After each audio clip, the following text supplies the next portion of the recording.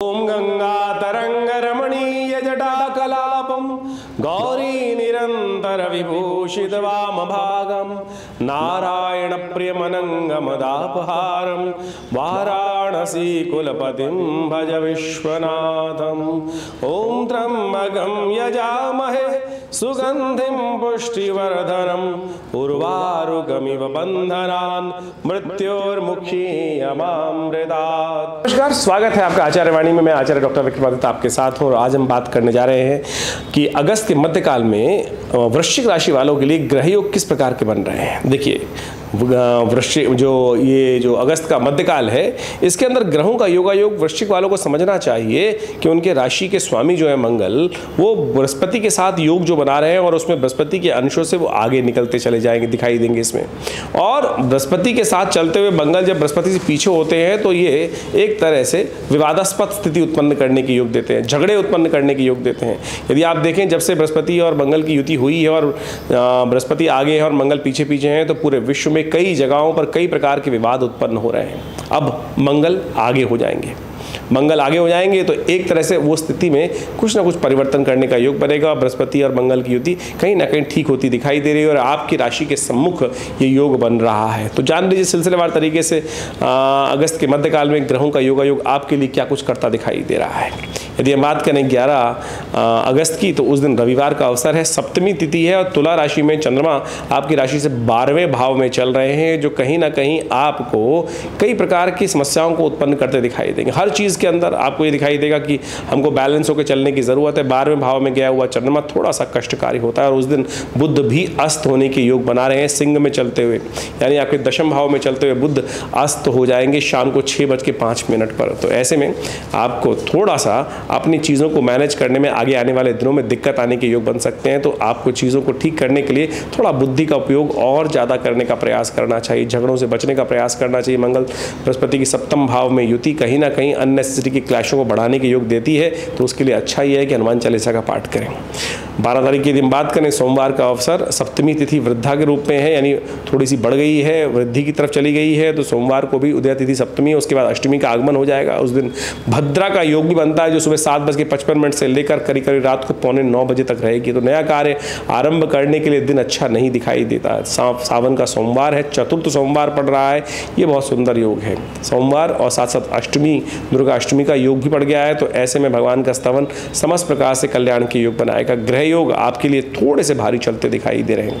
ऐसे में भगवान की यदि स्तुति सुबह सुबह कर लें, सोमवार के दिन भगवान का अभिषेक करें, उनका पूजन करें, तो उनकी कृपा से बहुत सारे आपके कष्ट दूर होने के योग बन सकते हैं। तो भगवान का अभिषेक कीजिए। हमने भी विवेकानंद योगाश्रम में इस सुंदर तिथि पे सोमवार का पूरा जो सावन का अवसर रहा है, तो उसमें पूरे सावन में नित्य प्रति रुद्राभिषेक चल ही रहा है। तो यहाँ आज विशेष कार्यक्रम रहेगा शाम के समय प्रदोष काल में, आप भी उसमें सम्मिलित हो सकते हैं। और आपकी राशि के अनुसार से हमने आपको बता ही दिया है, क्योंकि ग्रहों की स्थिति थोड़ी ढीली है, तो उसमें विशेष तौर पर भगवती का स्तवन, भगवान शंकर का अभिषेक करना आपके लिए उपयुक्त दिखाई देता है। 13 तारीख मंगलवार अष्टमी तिथि का सुंदर योग, उदय तिथि के रूप में अष्टमी योग विद्यमान है और साथ साथ ग्रह परिवर्तन की तरफ जा रहे हैं। सुबह 6:10 पर चंद्रमा आपकी राशि में प्रवेश कर जाएंगे।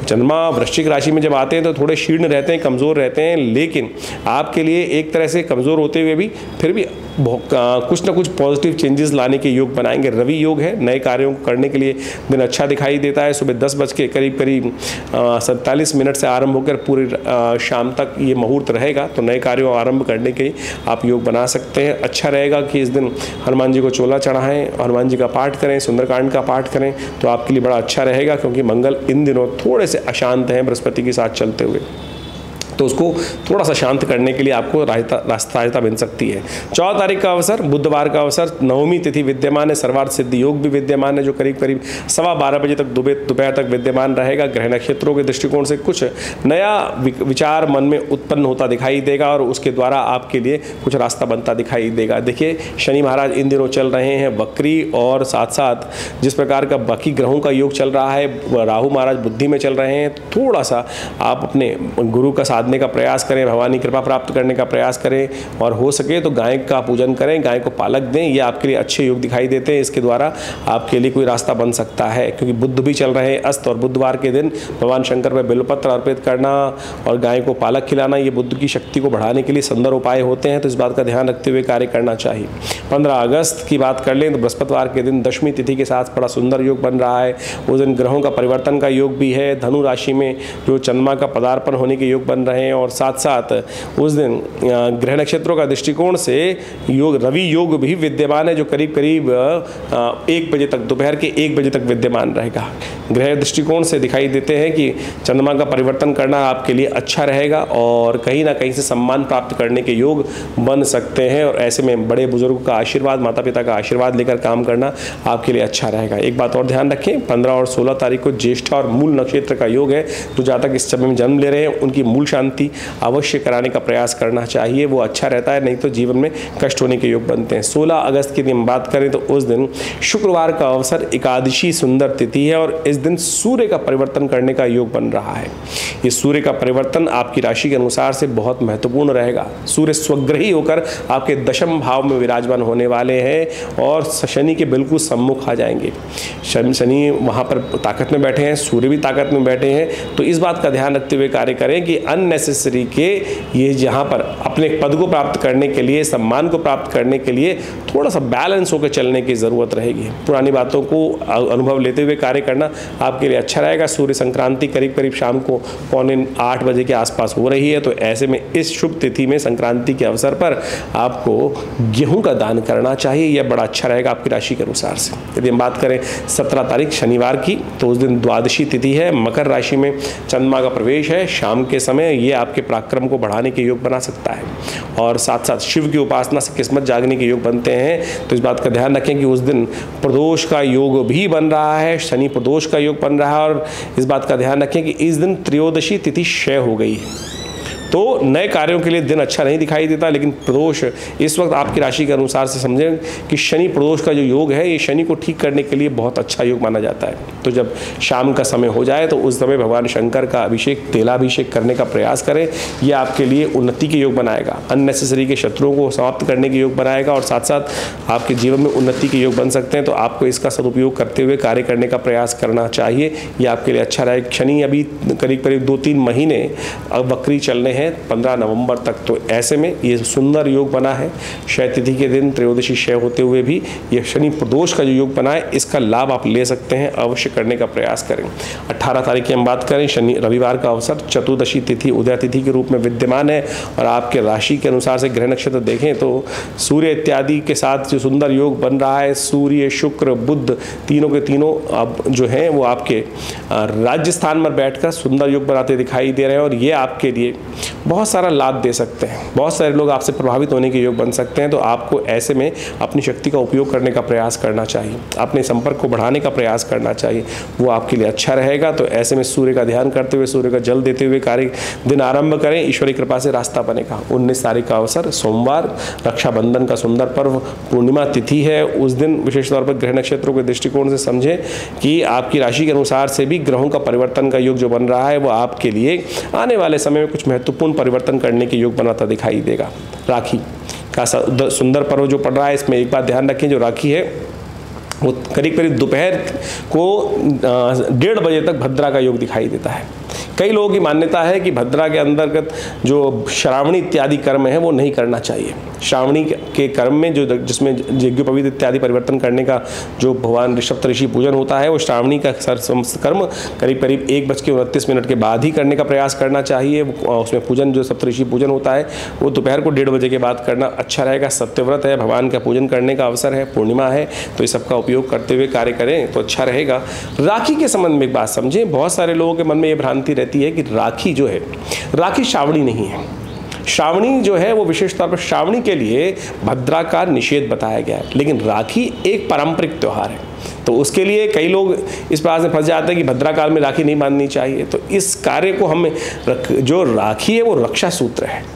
रक्षा सूत्र तो जब आवश्यकता हो तब बांधने का हमें प्रयास करना चाहिए। लेकिन कुछ लोग विचित्र विडंबना के साथ साथ श्रावणी कर्म को, जहाँ श्रावणी और के संबंध में कहा गया कि भद्रांते श्रावणी कर्म करने की बात की गई है, वो श्रावणी के लिए की गई है।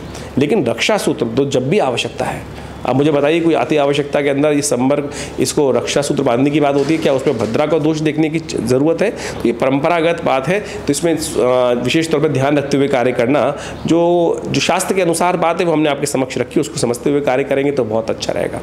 आखिरी सोमवार है सावन का और हमने विवेकानंद योगाश्रम में इस सोमवार पर भी विशेष रुद्राभिषेक का कार्यक्रम रखा है। आप आश्रम में जुड़ सकते हैं, उस कार्यक्रम में आपके लिए कल्याणकारी अवसर योग बनता दिखाई दे रहा है। 30 तारीख की 20 अगस्त की बात करें तो मंगलवार का अवसर, भाद्रपद का महीना आरंभ हो रहा है और इस दिन गुरु बृहस्पति जो है मृगशिरा नक्षत्र में प्रवेश कर रहे हैं, प्रथम चरण में प्रवेश कर रहे हैं और यहाँ चलते हुए बृहस्पति आपकी राशि के अनुसार से आपके लिए कुछ महत्वपूर्ण लाभ देने की स्थिति आगे आने वाले टाइम में बनाते दिखाई देंगे और इसका लाभ आप यदि लें तो इसका ध्यान करते हुए कार्य करें। आगे ग्रह के परिवर्तन का योग बहुत विशेष बनते दिखाई दे रहे हैं, उसके अनुसार से चलना आपके लिए अच्छा रहेगा। तो सिलसिलेवार तरीके से ज्योतिष के दृष्टिकोण से तिथियों के हिसाब से आपके लिए ग्रहों का योगायोग क्या है वो आपने समझा। इसके अनुसार से इन सब चीज़ों को समझते हुए भी ज्योतिष के साथ साथ हमको ये भी समझना चाहिए बाकी ग्रहों के साथ साथ आपकी कुंडली में ग्रहों का योगायोग किस प्रकार का है। आपकी विशेष तौर पर ये समझें कि दशाएं, अंतर्दशाएं जो जिस प्रकार से चल रही हैं उनका भी महत्वपूर्ण प्रभाव रहता है और उन सब चीज़ों को समझते हुए हमें उनके उपाय समय को ध्यान में रखते हुए करने का प्रयास करना चाहिए। जो राशि के अनुसार से कॉन्सेप्ट है वो विशेष तौर पर गोचर का बहुत प्रत्यक्ष प्रभाव है, क्योंकि आमतौर पर कई लोग विचित्र विडंबना उत्पन्न करने का प्रयास करते हैं कि गोचर का प्रभाव जो राशियों के अनुसार से ही आएगा। कई लोग इस बात को अपने आप को प्रेजेंट करने के लिए कि नहीं राशि का प्रभाव कुछ नहीं होता, राशि का प्रभाव ही है सब कुछ। गोचर का दृष्टिकोण देखेंगे किससे? गोचर का प्रभाव राशि के दृष्टिकोण से ही देखने को मिलेगा, लेकिन अब उसमें यह देखने की आवश्यकता होती है कि आपकी राशि या लग्न या कौन सी कुंडली का कौन सा ग्रह किस प्रकार से प्रभाव उत्पन्न करने का प्रयास कर रहा है और कहाँ से उन सब चीज़ों को कैलकुलेट करने की ज़रूरत है। तो उसके लिए ज्योतिष को बहुत अच्छे से देखने, कुंडली को बहुत अच्छे से देखने की आवश्यकता है।